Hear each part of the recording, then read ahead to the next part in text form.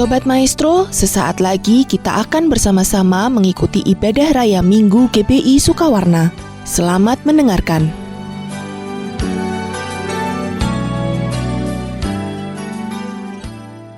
Bapak, Ibu, Saudara sekalian, mari kita berdoa syafaat.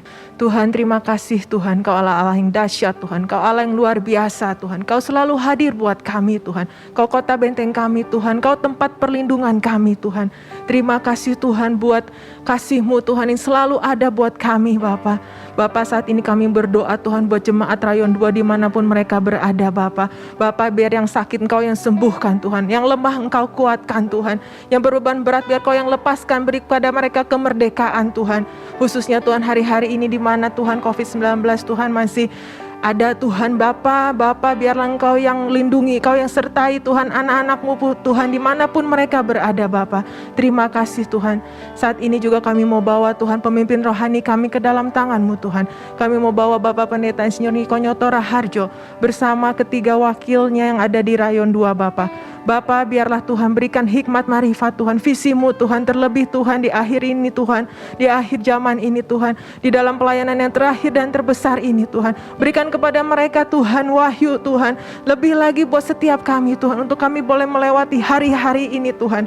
Terima kasih Bapa, berkati keluarga besar mereka dimanapun mereka berada, tutup bungkus dengan kuasa darah Yesus.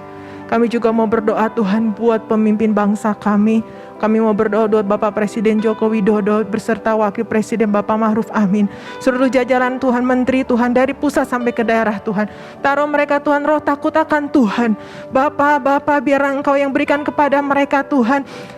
Apapun Tuhan supaya mereka bisa Tuhan mengatur Tuhan dan menjalankan apa yang Engkau berikan Tuhan kepada pemerintah ini Tuhan. Kami mau terus perkatakan Tuhan, Indonesia damai, Indonesia sejahtera, Indonesia diberkati oleh Tuhan. Terima kasih Tuhan. Bapa, sebentar juga kami akan mendengar firman-Mu Tuhan. Kau yang urapi Tuhan, hamba-Mu yang akan menyampaikan firman-Mu. Urapi setiap lidah bibir hamba-Mu Tuhan, supaya apa yang hendak Kau sampaikan Tuhan, Kau boleh sampaikan kepada kami Bapa. Terima kasih Bapa. Di dalam nama Yesus kami berucap syukur. Haleluya. Amin. Shalom Bapak Ibu, jemaat yang dikasihi Tuhan. Salam damai sejahtera di dalam nama Tuhan Yesus Kristus. Bersyukur kita bisa kembali beribadah sekalipun secara online. Saya percaya Tuhan hadir di tempat Bapak Ibu Saudara berada. Bapak Ibu Saudara, sebagai orang percaya kita hidup bukan karena melihat, tetapi karena iman. Dan kita hidup di dalam tuntunan Tuhan. Kita percaya, kita punya iman bahwa Tuhan menuntun kita. Roh Kudus menuntun kita. Kalau Bapak Ibu Saudara mengikuti ibadah online beberapa minggu yang lalu, Bapak Ibu akan mendapatkan tuntunan dari gembala, yaitu di tahun integritas ini, di bulan ini, tuntunannya adalah kita harus melakukan kehendak Bapa di dalam zaman kita. Sama seperti Daud yang setia melakukan kehendak Tuhan di dalam zamannya. Demikian juga kita sebagai orang percaya. Kita harus melakukan kehendak Tuhan pada zaman kita. Dalam Matius pasal 7 ayat 21 Alkitab berkata, bukan setiap orang yang berseru kepadaku, Tuhan, Tuhan, akan masuk ke dalam kerajaan surga, melainkan dia yang melakukan kehendak Bapa-Ku yang di sorga. Tuntunannya terambil dari ayat ini Bapak Ibu Saudara. Dalam Matius 7 ayat 21 Tuhan Yesus berkata, kita harus melakukan kehendak Bapa yang di sorga. Nah, mungkin ada beberapa pertanyaan, kehendak yang mana yang harus kita lakukan? Bapak Ibu Saudara, saya ingin sampaikan satu kehendak Bapa yang harus kita lakukan di dalam hidup kita. Saya ambil dari Yohanes pasalnya yang ke-6 ayat 28 sampai dengan ayat 29. Yohanes pasal 6 ayat 28 sampai 29. Lalu kata mereka kepadanya, apakah yang harus kami perbuat supaya kami mengerjakan pekerjaan yang dikehendaki Allah?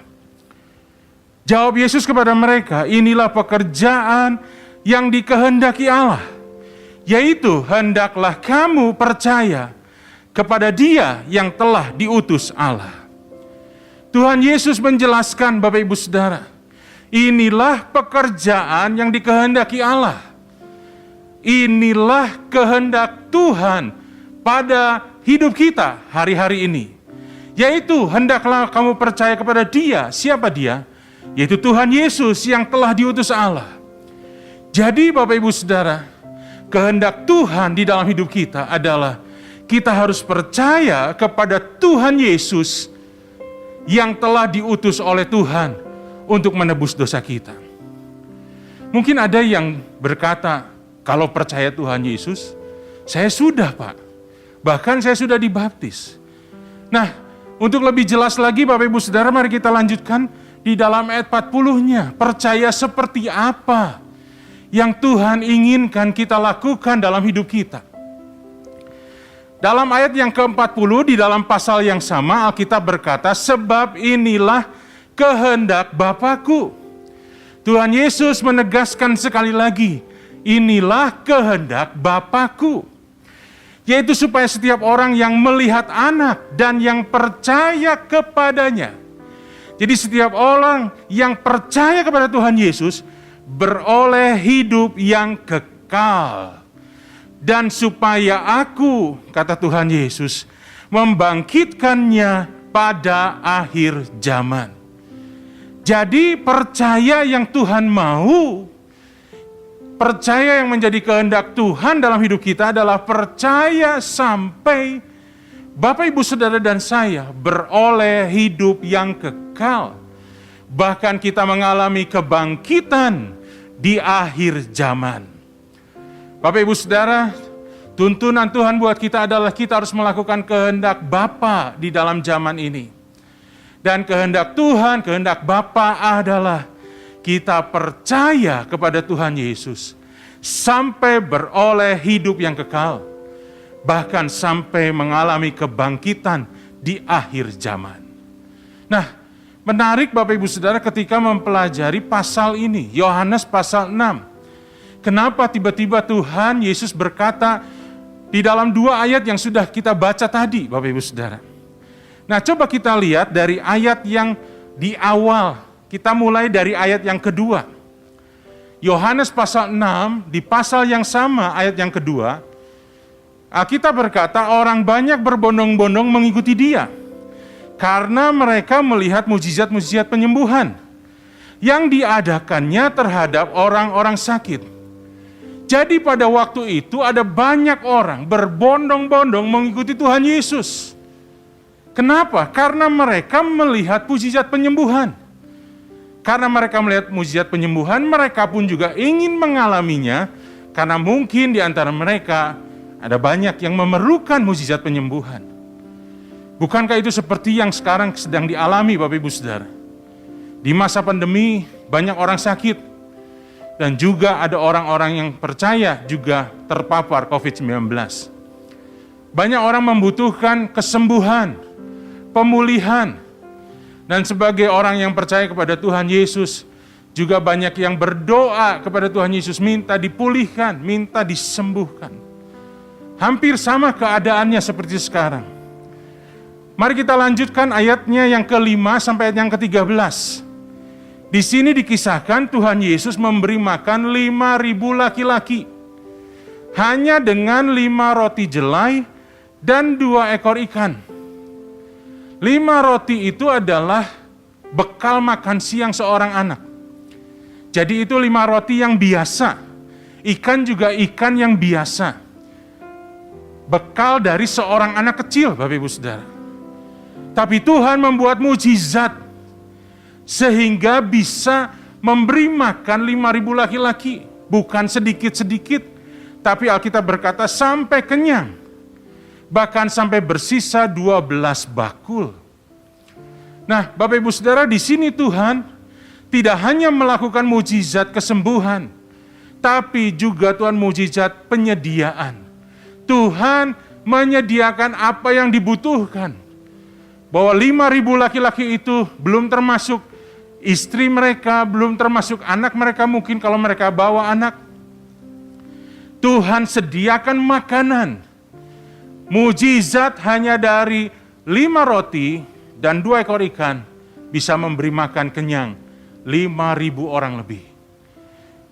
Pandemi Bapak Ibu Saudara bukan hanya berefek kepada soal kesehatan, tapi juga berefek soal ekonomi. Banyak orang mulai mengeluh kehilangan pekerjaan, kehilangan mata pencaharian, ataupun mengalami masa-masa yang sulit. Ya, semua harus diirit sedemikian rupa. Bahkan sudah diirit pun masih tidak cukup. Dan banyak orang membutuhkan. Bapak Ibu Saudara, di Healing Worship Online yang kita adakan setiap hari Rabu, ada banyak permintaan doa masuk. Minta dipulihkan, minta disembuhkan. Dan juga minta ditolong oleh Tuhan soal masalah ekonomi, masalah keuangan. Jadi Bapak Ibu Saudara, waktu itu hampir mirip dengan keadaan seperti ini. Nah, di tengah kesulitan itu, Tuhan melakukan mujizat. Disediakan makan, semua bisa makan sampai kenyang. Tetapi Bapak Ibu Saudara, kalau kita baca selanjutnya, kita pelajari ayat berikutnya yaitu ayat 26, Alkitab berkata seperti ini. Tuhan Yesus menjawab mereka, "Aku berkata kepadamu, sesungguhnya kamu mencari aku, bukan karena kamu telah melihat tanda-tanda, melainkan kamu telah makan roti itu dan kamu kenyang." Ayat 26, Tuhan Yesus memberitahukan kepada banyak orang, kamu ikut aku bukan kamu percaya kepadaku, tapi karena kamu sudah mengalami mujizat itu dan kamu kenyang dan kamu ingin melihat hal-hal yang lain. Berapa banyak Bapak Ibu Saudara orang sekarang mencari mujizat? Tidak salah. Memang kita perlu pertolongan Tuhan. Memang kita perlu mujizat Tuhan. Tetapi ingat dengan baik bahwa Tuhan berkata kepada kita, kehendak Bapa bukan kita makan sampai kenyang, bukan melihat kesembuhan, bukan hanya sekedar mengalami mujizat, tapi kehendak Bapa adalah kita percaya kepada Tuhan Yesus sampai beroleh hidup yang kekal, bahkan sampai mengalami kebangkitan di akhir zaman. Itu sebabnya dalam ayatnya yang ke-32, tiba-tiba pembicaraan Tuhan dengan orang-orang yang ada di situ berbicara tentang mana, roti mana yang dulu orang Israel alami di padang gurun. Dan Tuhan menyatakan, sekarang roti itu sudah menjadi roti yang hidup dan akulah roti hidup ini. Dan Tuhan menyatakan satu pernyataan bahwa sungguh pun kamu telah melihat aku. Dalam ayat yang ke-36 dikatakan, kamu tidak percaya. Mereka melihat mujizat. Tapi ketika Tuhan Yesus memperkenalkan dirinya, roti hidup. Bukan lagi roti mana yang hanya bisa mengenyangkan dan memuaskan jasmani. Tapi roti hidup yang turun dari sorga, yang memberikan kehidupan kepada mereka yang percaya kepadanya. Mereka tidak mau percaya. Dan anehnya Bapak Ibu Saudara, ayat ini pasal ini sampai ke ayat yang ke-66. Saya percaya bukan kebetulan Bapak Ibu Saudara. Yohanes 6 ayat 66. 666. Bapak Ibu Saudara tahu itu angka apa? Dikatakan dalam Yohanes 6 ayat yang ke-66. Mulai dari waktu itu banyak murid-muridnya mengundurkan diri dan tidak lagi mengikut dia. Di awal banyak orang berbondong-bondong melihat mujizat. Banyak orang mengharapkan mujizat. Banyak orang datang kepada Tuhan Yesus. Dan ketika mereka mengalami mujizat, mereka berhenti sampai di situ. Puas sampai di situ. Padahal Tuhan ingin melanjutkannya bahwa jangan cuma karena mujizat. Jangan cuma karena roti jasmani, sekalipun roti mana itu luar biasa, itu roti yang turun dari langit untuk mengenyangkan orang-orang Israel di padang gurun. Tapi itu hanya mengenyangkan jasmani. Akulah roti hidup, kata Tuhan Yesus. Dan aku akan memberikan kehidupan, bukan cuma sekedar mengenyangkan jasmani, tapi memberikan kehidupan. Itu sebabnya Tuhan Yesus menegaskan bahwa kehendak Bapa kepada kita di zaman ini adalah kita harus percaya kepada Tuhan Yesus. Bukan hanya karena melihat mujizat, tapi kita harus percaya kepada roti hidup itu sampai beroleh hidup yang kekal dan kebangkitan pada akhir zaman. Nah, ternyata Bapak Ibu Saudara, kalau kita lihat dalam pasal ini, tidak mudah orang untuk menjadi percaya. Sekalipun mereka sudah melihat mujizat, sekalipun mereka sudah melihat penyembuhan dan penyediaan yang Tuhan lakukan secara ajaib, tapi ketika disodorkan tentang Tuhan Yesus, ketika Tuhan menyatakan dirinya sebagai roti hidup, mereka tidak mau percaya. Mengapa mereka tidak mau percaya? Dan mengapa hari-hari ini juga ada orang-orang percaya yang mulai meninggalkan imannya? Karena permasalahan yang ada, karena segala sesuatu yang mereka hadapi. Dalam pasal yang sama, Yohanes 6 ayat yang ke-14 sampai ke-15 dikatakan, ketika orang-orang itu melihat mujizat yang telah diadakannya, mereka berkata, dia ini adalah benar-benar nabi yang akan datang ke dalam dunia. Karena Yesus tahu bahwa mereka hendak datang dan hendak membawa dia dengan paksa untuk menjadi raja, dia menyingkir pula ke gunung seorang diri. Bapak Ibu Saudara, zaman itu Israel sedang ada di dalam penjajahan bangsa Romawi. Dan kita tahu orang Israel juga pernah membaca sejarah bagaimana negara mereka, bangsa mereka pernah berjaya di masa yang lalu. Dalam zaman Daud, apalagi dalam zaman Salomo, mereka punya bangsa yang merdeka dan berjaya, Bapak Ibu Saudara. Itu sebabnya mereka sangat merindukan pembebasan dari penjajahan Roma, dan mereka baca dalam kitab Nabi bahwa nanti akan ada Mesias. Dan mereka berpikir bahwa Mesias itu akan datang untuk membebaskan mereka dari penjajahan Romawi. Ketika mereka melihat Tuhan Yesus dengan segala mujizat yang dilakukan, mereka mulai berpikir, mungkin ini Mesias yang Tuhan sedang kirim. Dia bisa melakukan mujizat, dia juga bisa membuat kekalahan di pihak musuh. Dia bisa membawa kemenangan bagi bangsa kita. Jadi mereka ingin dengan paksa menjadikan Tuhan Yesus menjadi raja. Bapak Ibu Saudara, dari sini kita melihat bahwa ternyata ketidakmengertian kita, pikiran kita bisa menjadi penghalang untuk kita percaya kepada Tuhan. Orang berpikir Tuhan Yesus datang sebagai raja untuk membebaskan mereka dari penjajahan Romawi. Mereka pikir seperti itu, Bapak Ibu Saudara. Padahal kehendak Tuhan, kehendak Bapa adalah Tuhan Yesus datang untuk membebaskan umat manusia dari penjajahan dosa. Bapak Ibu Saudara, ada banyak halangan untuk kita bisa percaya. Salah satunya yang paling kuat adalah pikiran kita. Jangankan kita, Bapak Ibu Saudara. Ada satu tokoh dalam Alkitab, Abram, Bapak Ibu Saudara. Abram dikasih janji sama Tuhan luar biasa. Dia akan punya keturunan yang sangat banyak. Dan dia akan menjadi berkat bagi segala bangsa. 3 kali Tuhan mengulangi janjinya.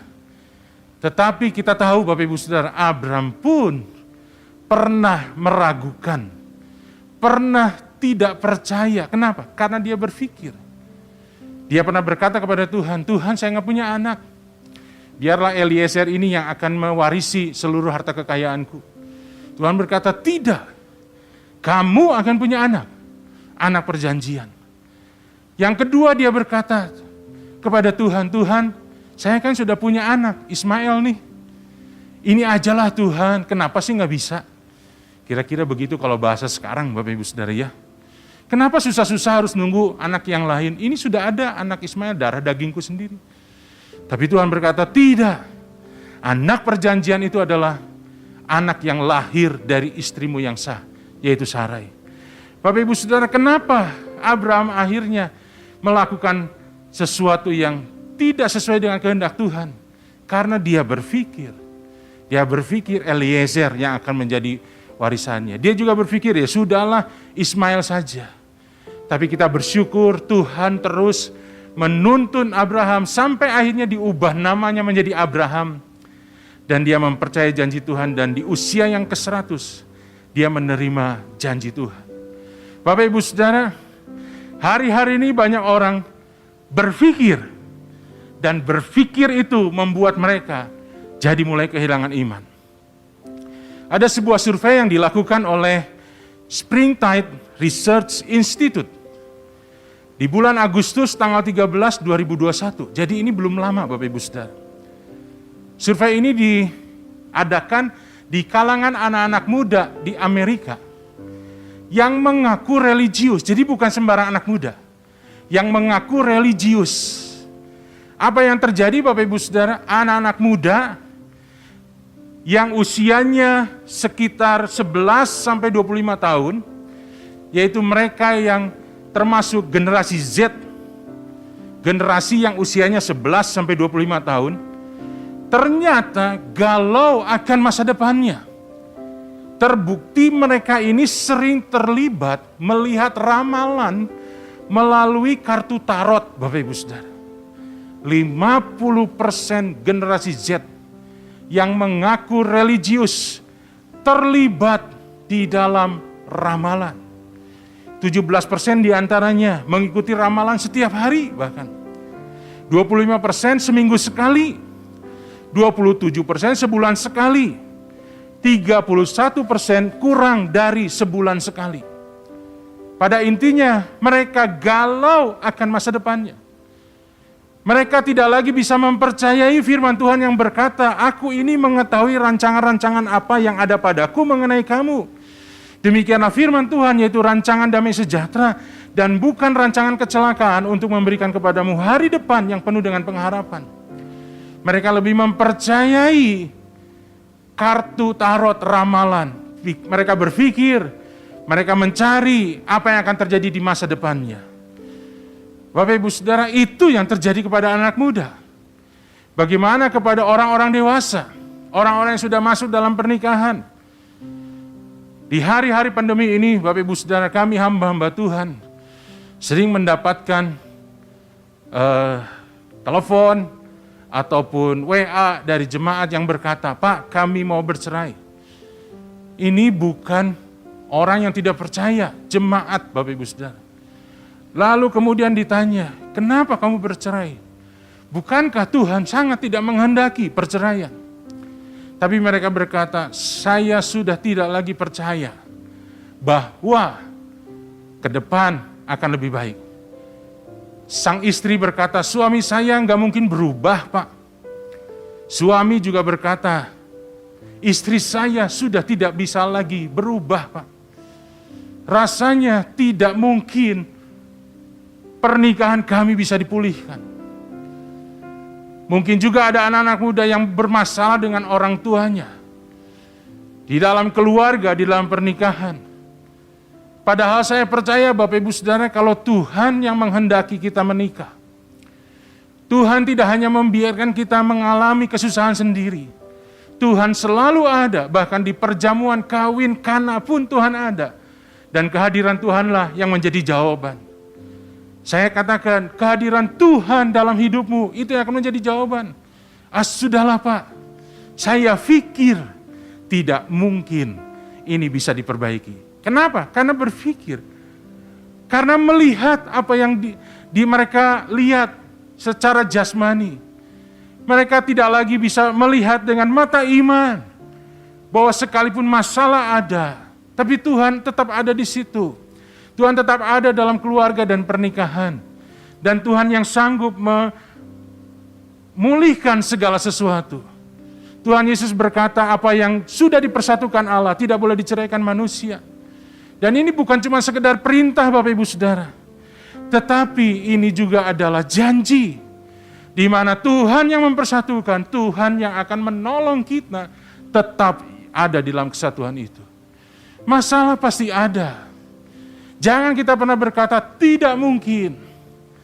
Bapak Ibu Saudara, kenapa? Karena kehendak Tuhan kepada kita percaya sampai kita beroleh hidup yang kekal. Artinya percaya seterusnya, bukan cuma sekarang. Percaya Tuhan masih sanggup mengubah kehidupan kita. Percaya Tuhan masih sanggup mengubah pernikahan kita, pasangan hidup kita, orang tua, anak. Tuhan sanggup ubahkan. Ada sebuah nasihat yang sangat bagus Bapak Ibu. Dikatakan turn your worry into worship and God will turn your battles into blessing. Saya dapatkan nasihat ini dari khotbah seorang hamba Tuhan. Dia katakan turn your worry into worship. Ubahlah kekhawatiranmu menjadi penyembahan. And God will turn your battles into blessing. Dan Tuhan akan mengubah pergumulanmu menjadi berkat. Itu sebabnya kehendak Tuhan bagi kita Bapak Ibu Saudara. Percayalah kepada Tuhan Yesus sampai kita beroleh hidup yang kekal. Percaya kita akan dipulihkan. Percaya keluarga kita akan diberkati Tuhan, dipulihkan. Masalah Tuhan akan tolong kita menyelesaikannya. Percaya ini akhir zaman Bapak Ibu Saudara, di mana Tuhan Yesus akan datang yang kedua kali. Percaya ini Pentakosta yang ketiga, di mana Tuhan akan mencurahkan Roh-Nya yang kudus secara besar-besaran. Dan percayalah bahwa akan terjadi kebangkitan, penuaian jiwa yang terbesar dan terakhir. Itulah kehendak Bapa buat kita di dalam zaman ini. Percayalah kepada Tuhan Yesus, karena Dia Allah yang sanggup melaksanakan janjinya. Amin. Mari kita berdoa di hadapan Tuhan. Tuhan Yesus, terima kasih. Kami percaya anugerah-Mu cukup buat kami. Pertolongan-Mu Tuhan yang akan memampukan kami. Kami mau melakukan kehendak Bapa di dalam zaman ini. Kami akan terus percaya, kami akan terus mempercayakan hidup kami. Kami percaya Tuhan Yesus sampai kami beroleh hidup yang kekal. Sampai terjadi segala pemulihan dalam hidup kami. Sampai terjadi Tuhan penuaian jiwa.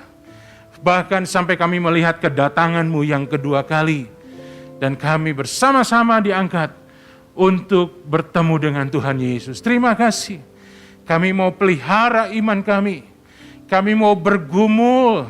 Dan kami mau jaga terus iman kami. Kami percaya Roh Kudus yang akan memberikan kemampuan kepada kami, kekuatan kepada kami, tuntunan kepada kami, sehingga kami boleh terus percaya dan melakukan kehendak Bapa di dalam kehidupan kami. Berkati umat-Mu Tuhan di dalam kehidupan mereka. Hari demi hari mereka harus lalui. Kami percaya hari demi hari itu ada pertolongan Tuhan dalam hidup mereka. Ada tuntunan Tuhan. Dan kami percaya bahkan sekarang di masa pandemi sekalipun, kami boleh melihat kehadiran Tuhan lebih nyata lagi dalam hidup kami. Terima kasih Bapa di surga, terima kasih Tuhan Yesus, terima kasih Roh Kudus, haleluya, amin. Mari, angkat tangan saudara, terima berkat Tuhan. Kasih karunia yang berlimpah-limpah daripada Allah Bapa dalam anak yang tunggal Yesus Kristus. Persekutuan yang manis dengan Roh Kudus menyertai saudara sekalian mulai hari ini sampai Tuhan datang menjemput kita di awan-awan dan bahkan sampai selama-lamanya. Yang percaya bersama-sama katakan amin. Sobat Maestro, Anda baru saja mengikuti ibadah raya Minggu GBI Sukawarna. Terima kasih atas kebersamaan Anda. Selamat hari Minggu dan Tuhan Yesus memberkati.